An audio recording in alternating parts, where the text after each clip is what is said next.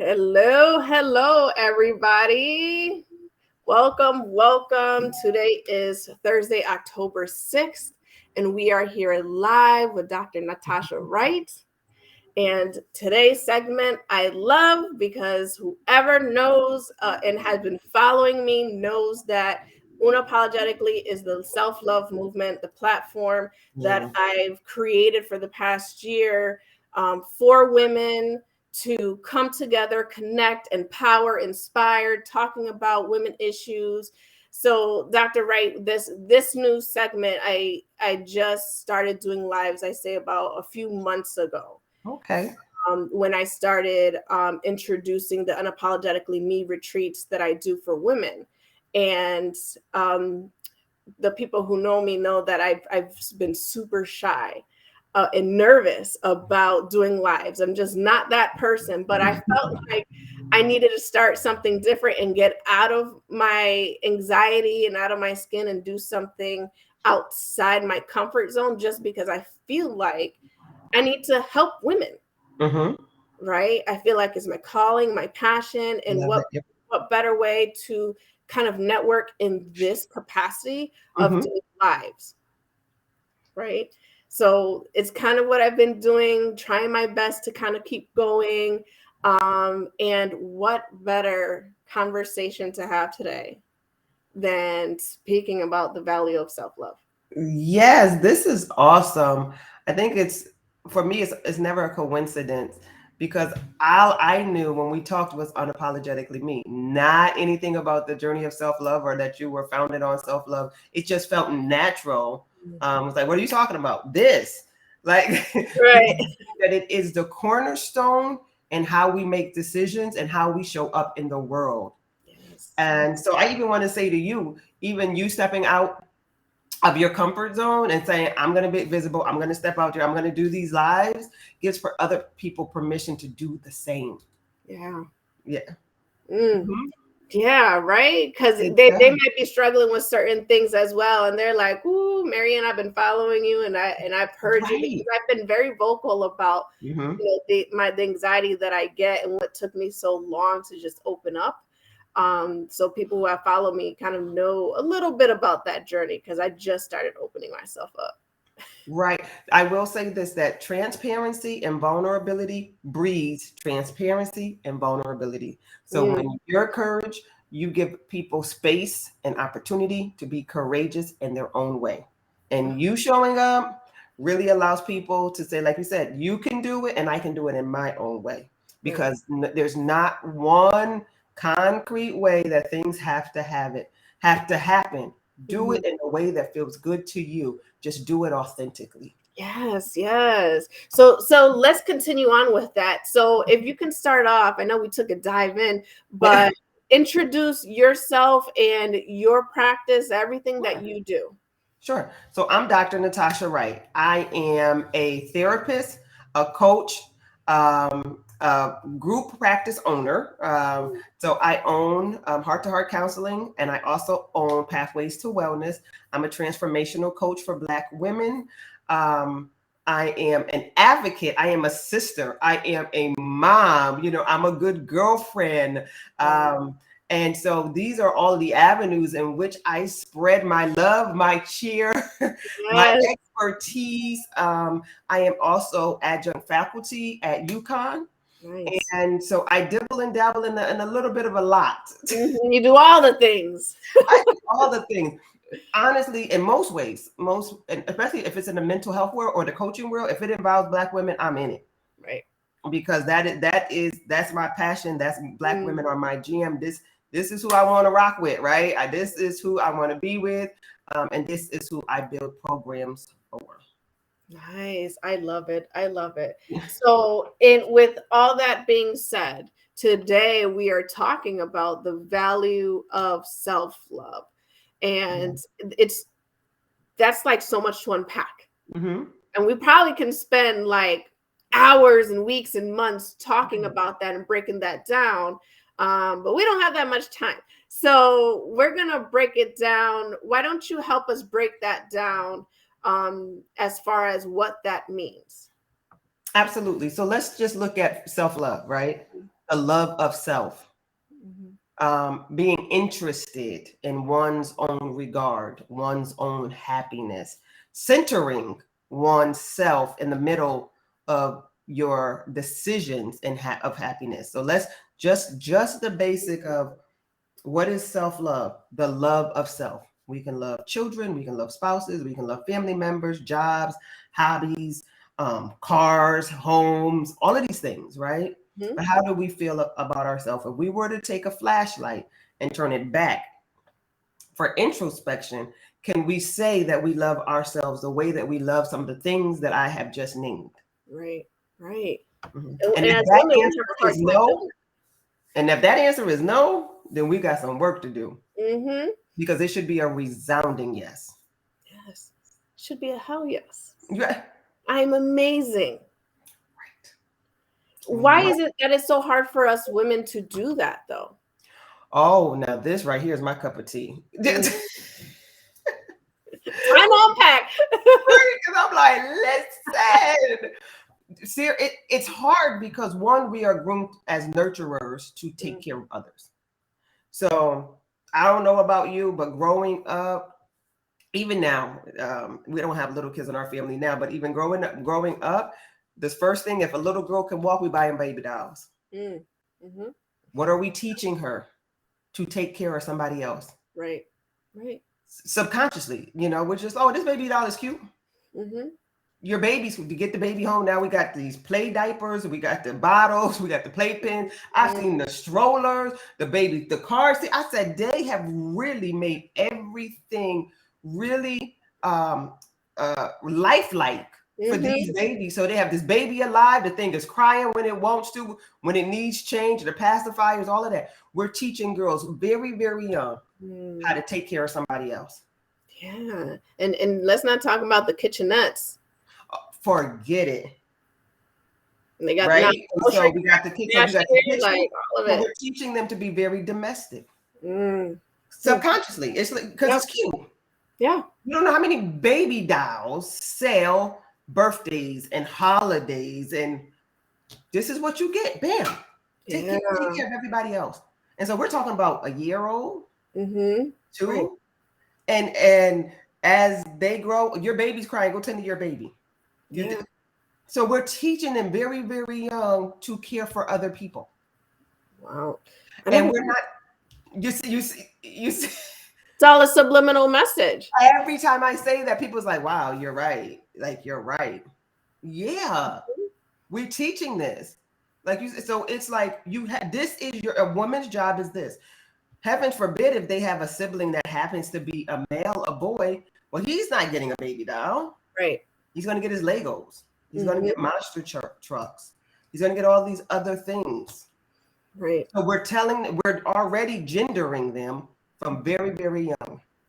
Right. And generally the girls are taking care of the baby. Right. And playing house. Right. And the cleaning up.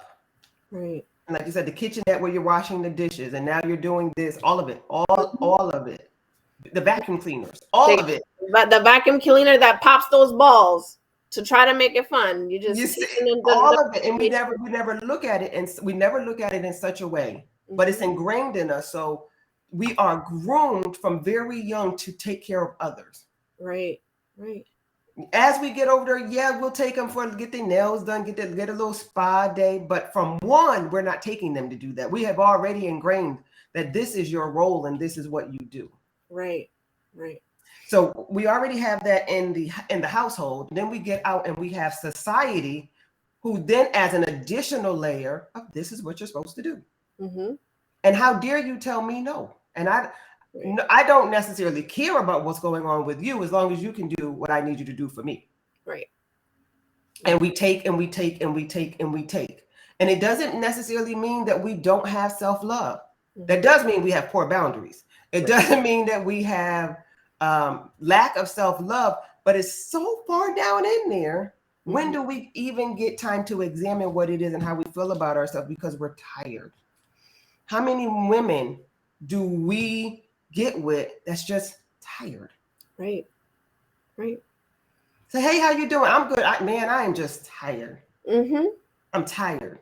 And sometimes I wonder, are we tired, like physically tired, or are we emotionally tired? Right. And sometimes you don't even have the time to sit down to realize which one it is. Yeah. Yeah. Because everything is enmeshed together. Right. So Right. that's how we got to where we are. And sometimes it's not until there's an awakening later that says, I need to do something else. Mm-hmm. Mm-hmm. And oftentimes, what I have found in my retreats and in my workshops, it's almost a lot of the women are in, 30s, 40s, 50s, and it's only now they're stopping and examining, like, number one, I don't know who I am. Yeah, that's right.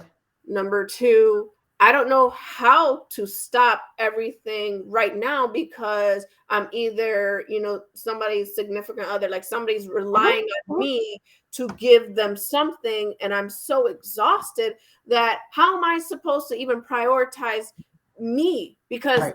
that can't come in the realm of stopping my life because I impact everybody else. And what I often say is impact everybody else. That's right. Let them know that at the end of the day, you are human and Mm-hmm. you can't be everything to everybody if you're nothing to yourself. Mm-hmm. You're talking so right. So you picked up on the age. I work predominantly with women 35 and up. Mm-hmm.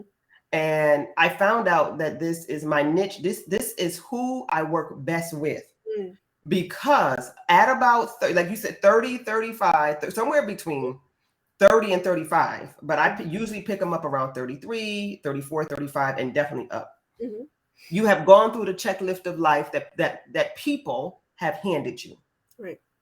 Yeah. Go to school, go get a job, take care of your family. If you have kids, you be a good parent, you do whatever the case is. You do all of these things because this is what equals a good life. Mm-hmm. And it's usually about that 32, 33, where they have done what other people have prescribed as the good life. Right. And then they come up against a dead wall, come up against a wall. Mm-hmm. And that wall is where they're tired, they're burnt out, they're frustrated, they're displeased, they're aggravated, they are angry deep down on the inside. They just don't know who they're angry with. Mm-hmm. They're stagnant, dissatisfied with work life, all of that. And then it's like, and I don't know who I am. Right. I don't know why I'm mad. I'm frustrated. I'm arguing all the time. I'm short with the kids. My relationships don't work. I don't have healthy friendships. All of these things begin to manifest because you were prescribed this checklist of life by somebody, whether it's somebody and good people that probably gave us wrong information. Mm-hmm. Yeah. Yeah. Or And generationally, right? What right. you're Did you supposed to pass do. down? This was society say. I just live life Mm-hmm. to, I go, if I have kids, I go and I take care of my kids and I'm still not fulfilled. There's Right. no type of fulfillment. And I'm on autopilot. Generally, I have high anxiety and I'm depressed. I Right. have no satisfaction in no area of my life. What am I going to do now? Right. And then that's where I come in. Mm-hmm. Usually they find their way to me through my messaging, marketing, whatever. And I'm like, girl, we about to go on this whole journey of Mm-hmm. finding yourself, finding your purpose, discovering who you are, enforcing boundaries, cutting folk off, but a whole growth journey that takes place. Yes. And one program that I have, it does it in one day. Mm. Like I have VIP days. So Right. I do it in my therapy practice as well, but I dedicate this one program Mm-hmm. VIP days. It's literally called Help Me Get My Life Together.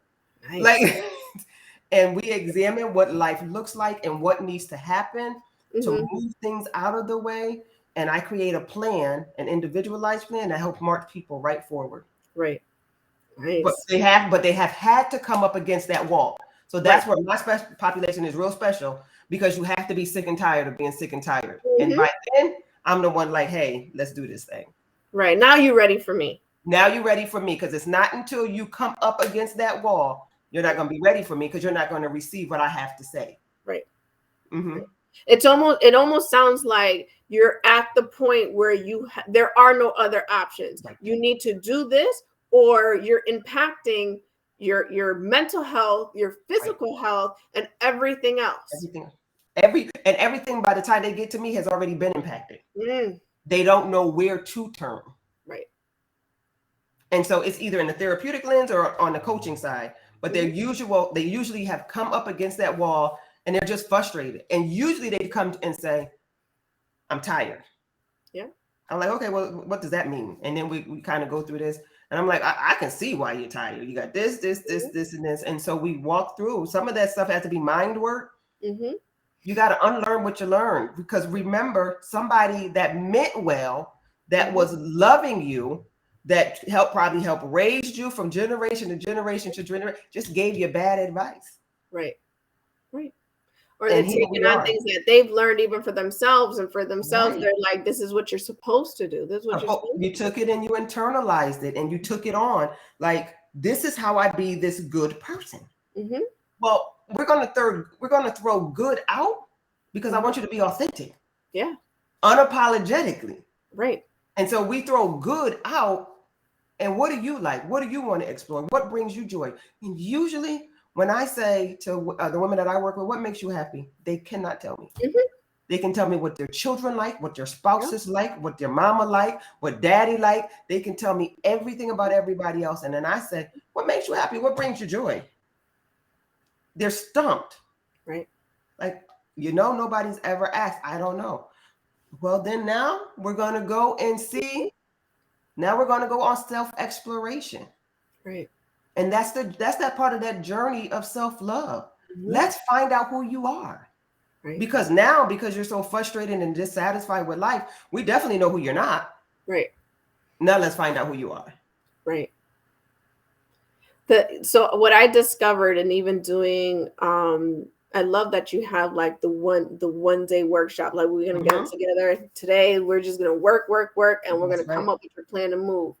So what I also discovered in my retreats, and mine are 2 days. The part 1 is 2 days. Nice. And then the part 2, which is self-discovery, is 4 days. So we spend the 2 days, and I purposely make it overnight, because for me is leave all that stuff at home. Because go home, you might reconsider, and then you stop focusing on yourself, because then you're depleting yourself all over again, and you don't have the energy the next day to come back and work on you. So one of the things that I am finding in doing these retreats is that, like you said before, anger sometimes gets the best of them, and fear. A lot of times they're fearful of what's to come. So in the workshops that I have in the Unapologetically Me part 1, we're working on breaking down your fears, identify your fears. But you're so right. They don't know, a lot of women haven't thought about and taken into consideration their wants, needs, or desires. They have no idea, no clue, because nobody asks. So then that goes back into the mantras of what they're subconsciously telling themselves, that I'm not good enough and I'm not worthy of people even caring about what I want or need. It's why are you always exhausted? Why are you always exhausted? Because I'm fucking tired. That's why. Period. I do too much. I'm tired. Period. Just like, period. Like, I'm out here in these streets taking care of you, and you. And I got this job that I do not like, but it pays the bills. I'm unfulfilled in every single area of my life. I'm over it.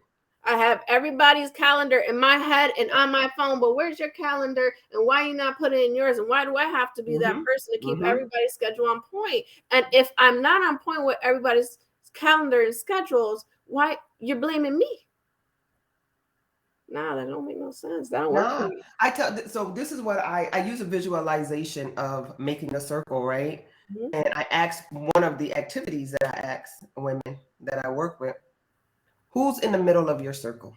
And they pause, and then they'll, once they reflect in knowing that, they were like, oh no, I'm not. They be like, this is gonna sound crazy. No, I just want the truth, and we'll work with the truth.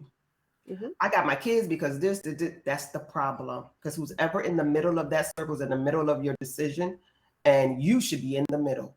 You should be asking everything that goes on around the circle, how does this benefit me? Right. I said, we are trading places. I said, the point is, they have the circle, you have everybody else in the middle, everybody else is kind of that nucleus, and you out here and and out and outer zone out here, just like in space, like I'll get to me when I get to me. And I'm telling you, we about to flip this. And so I'm going through an unprogramming and a reprogramming that you deserve to be in the middle. In order to have some sense of balance and fulfillment, you have to be in the middle. So what do we need to do to get you in the middle? Because every decision is, how does this affect me? Or how does this benefit me? What's in it for me? And we were never taught that, because that kind of language sounds selfish. Right.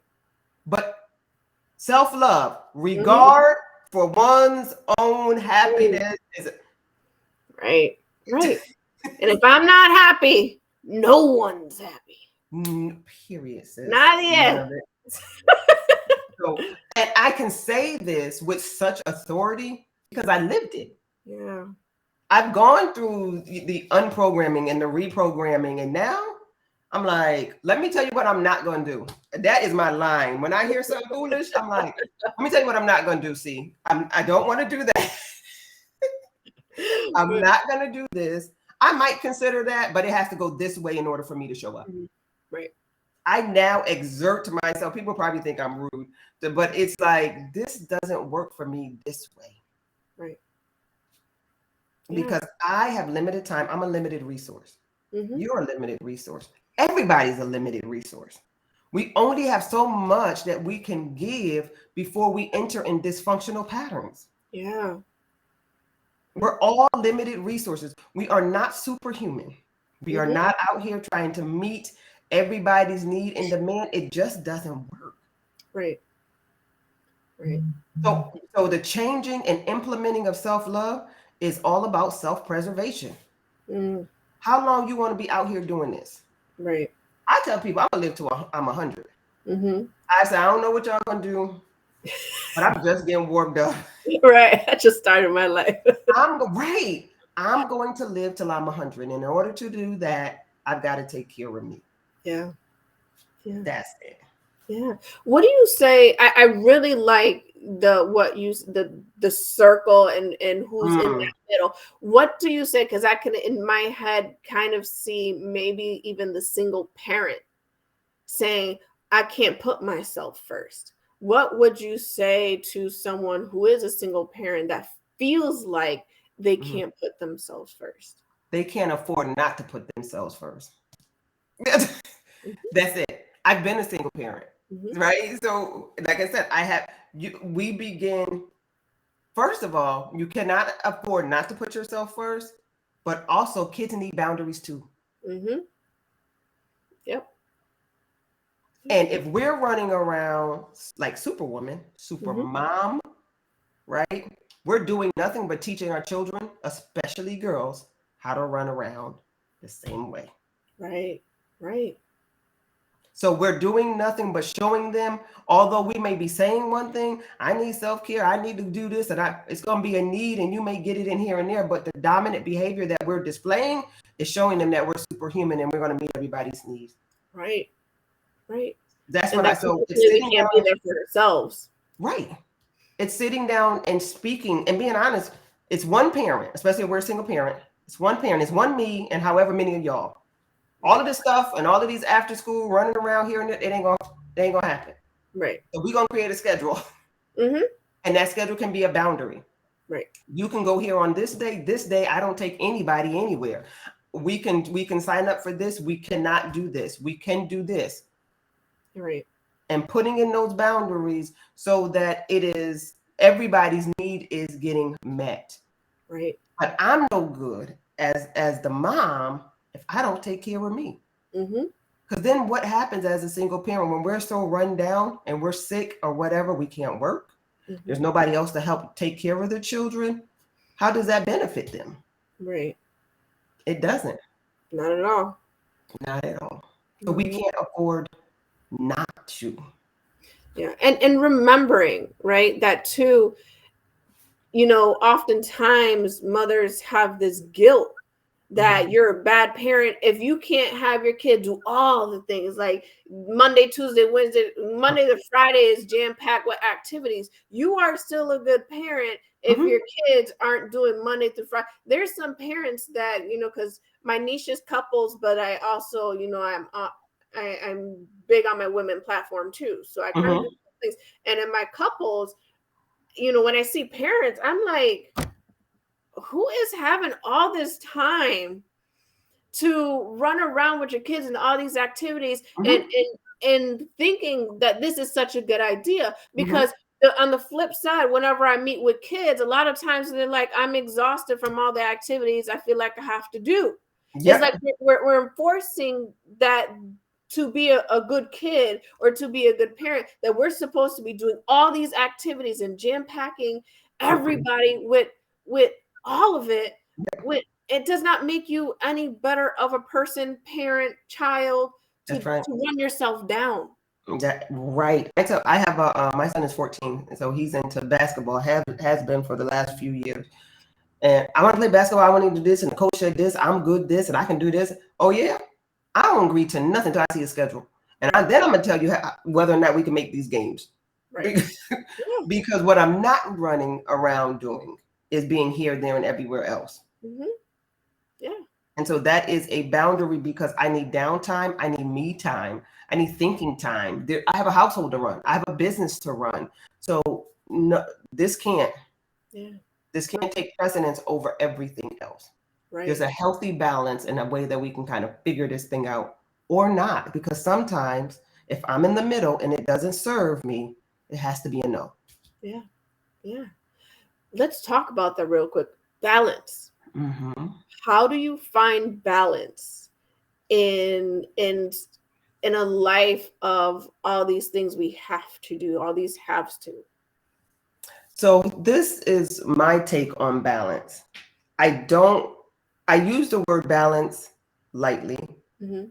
out of context of what people probably think that the work life balance is. Mm-hmm. Like there's a 50-50 work life balance. I don't believe in that. I believe that different seasons of our lives demand different things. Mm-hmm. So I Yeah. don't think there'll ever be a 50-50 work life balance. Right.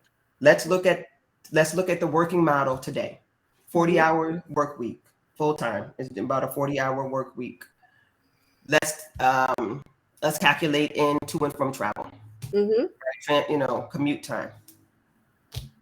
We spend more wake hours with those that we are with at work than we do at home. Correct.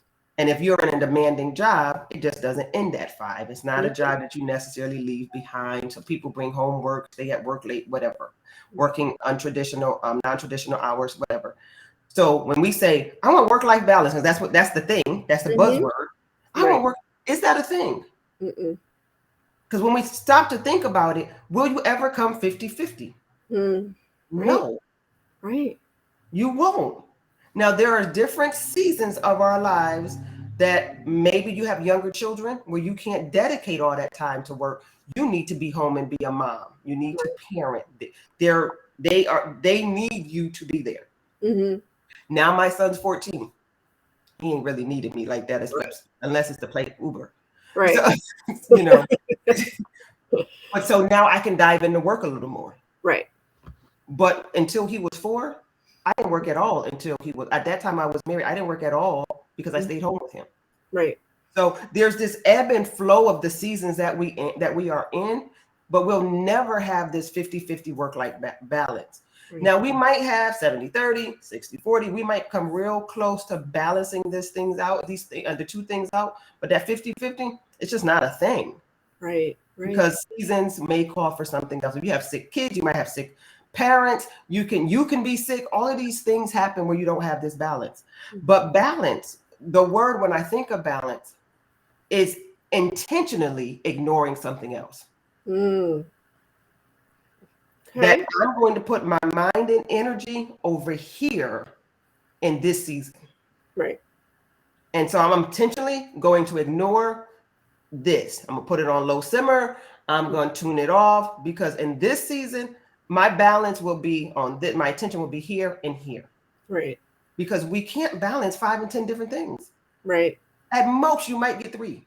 Right. And then you're looking, you're not going to get the 30, 30, the 33, 33, 33. It's just not going to work. Right. Right. It's impossible because day to day, something might come up and you have to devote your time to something else. Right. And then where are you in the grand scheme of things? Mm-hmm. Mm-hmm.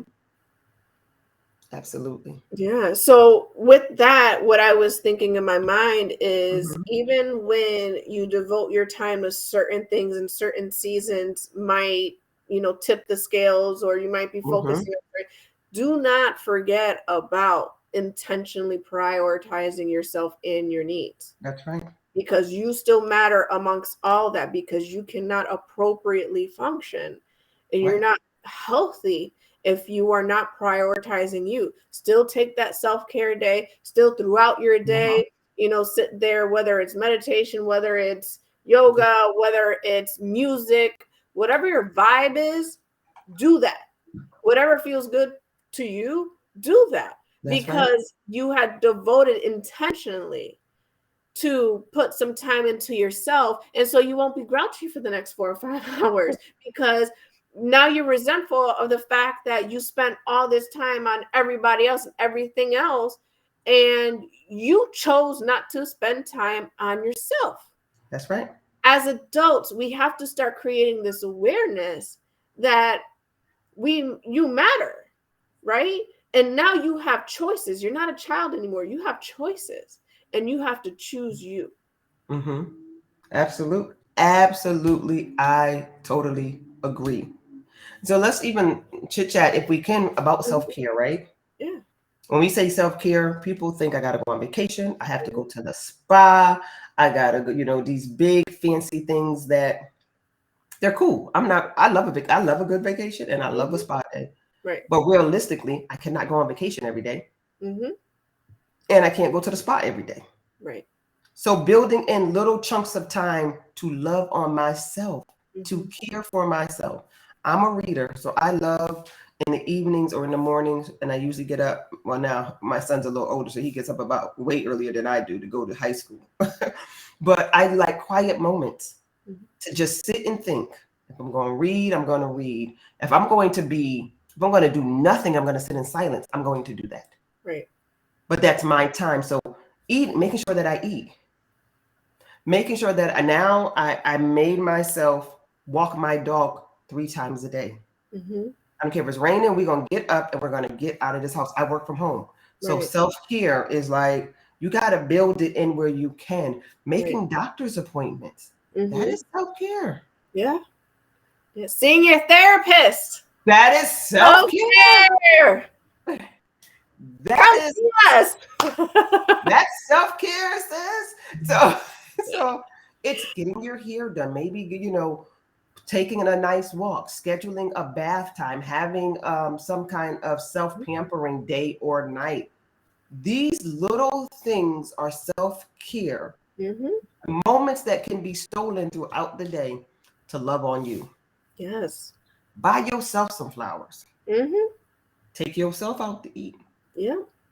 Go to the movies by yourself. By yourself.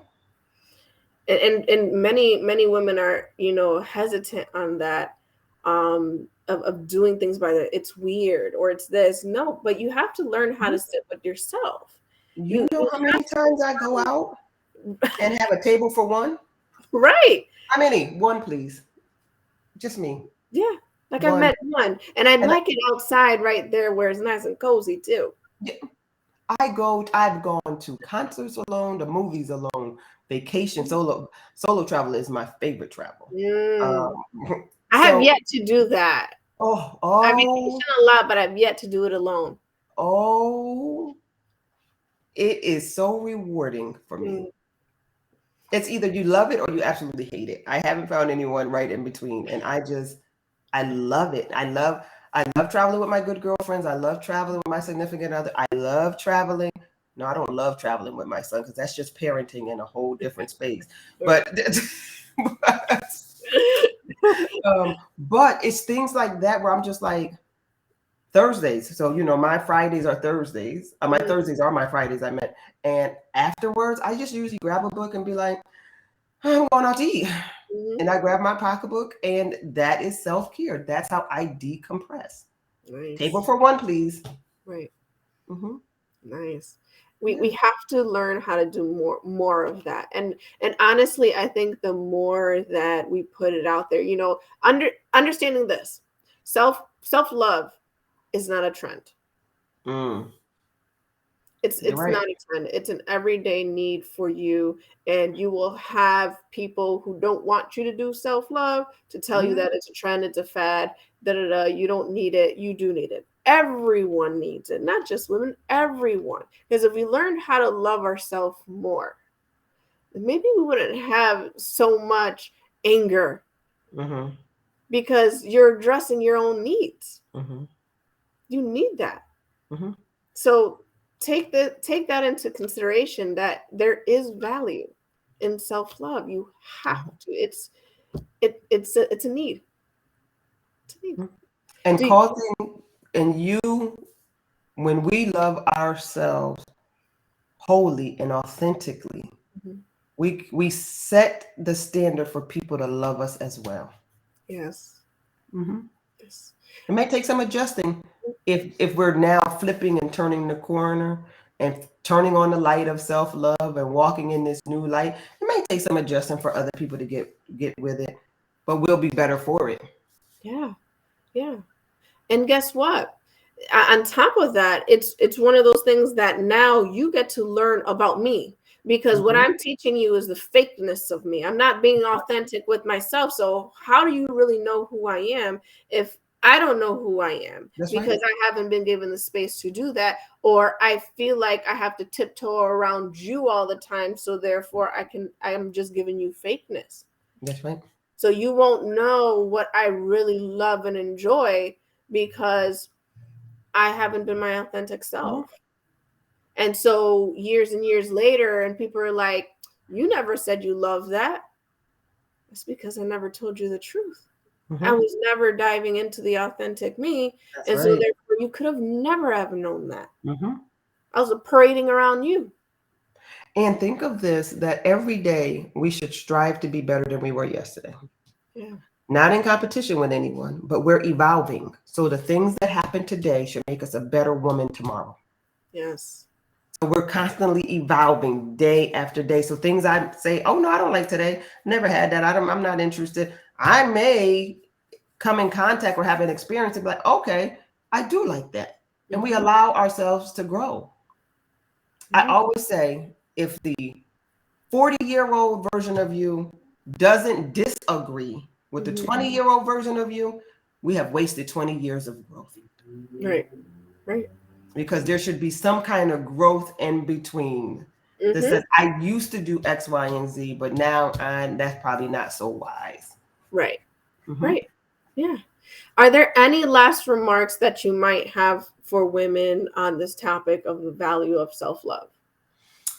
If you are feeling frustrated, overwhelmed, dissatisfied, um, examine where you fall on your list. Mm, And in examining where you fall on your list, and if you're not at the top, rearrange yourself. yeah. If you have trouble rearranging yourself, come see one of us Mhm. to get rearranged. If you hit that wall, go If see Dr. Wright. I am, yeah, I'm the one to pick people up after they hit that wall. If you are becoming aware of it and you're like, you know what, I haven't hit that wall, but I have space and time to discover Hmm. more, come see me in my retreat. So you hit the wall, go see her because she Yeah. got 1 day. If you're still on that journey and you have time, we got the 2 days, or we have the part two Yeah. 4 day retreats. So One. either way, there's so many resources out Hmm. there, and there's so many of us women. I'm super proud of us women that Hmm. we're just on this, where Hmm. we're just like, no, we're demanding this back. We need Right. this. So for everybody who's watching or will hit the replay, Go out and demand your self-love. Do it for you. Put Mm-hmm. boundaries on yourself to say, this is what I need. Everybody just get out. I do the bubble bath. I Mm-hmm. like my bubble bath. So my husband knows when I start that tub and he starts lighting the candles because he knows what I like. I'm like, yes, thank you. I appreciate it. Let me put my little bit of jazz or my I love Jacket it. on, whatever it is. And I'm just in my bath because this is what I need. And I get the dog out too because the dog be Mm-hmm. bothering me too sometimes. He always on around me. I need my time, and people know that. But this is me having saying Mm-hmm. I need this for me to function. Right. That's it. Absolutely. Everybody else will fall in line. The ones who love you will fall in line, and be mindful that there are ones who have taken advantage of you will be the ones falling off. Let it go. Let Mm-hmm. Be okay with them walking away it. Mm-hmm. because some people are only around us for what we could do for them. Right. Yeah. It's not reciprocal. Yeah. It's one way. And so turn them back around and send them on their way. Yeah. Hmm. And that is okay. Yes, it is. So, Dr. Wright, how can one last time, how can everyone find you? Sure. Website is drnatashaWrightConsulting.com. I am on Instagram at I am underscore Dr. Natasha W. And on Facebook, I am Dr. Natasha Wright, coach and consultant. Awesome, awesome. And for everybody, anybody who has joined, I am Marian Francis LMFT, founder of Mending Hearts and Unapologetically. And I can be found here on Facebook, Mending Hearts, LLC, or in this private group, Unapologetically, as well as Instagram at mheartsct. So if anybody has any questions, please comment. Dr. Wright, if I can ask that on the post and the video that you comment with your information as well, because I think that that'd be great for women to find you too. So I thank you for joining me here today and giving us your time. Yes. This is such an important topic, and we're just going to keep this movement going. And thank you all for listening and following us, and we will see you soon. Thank you.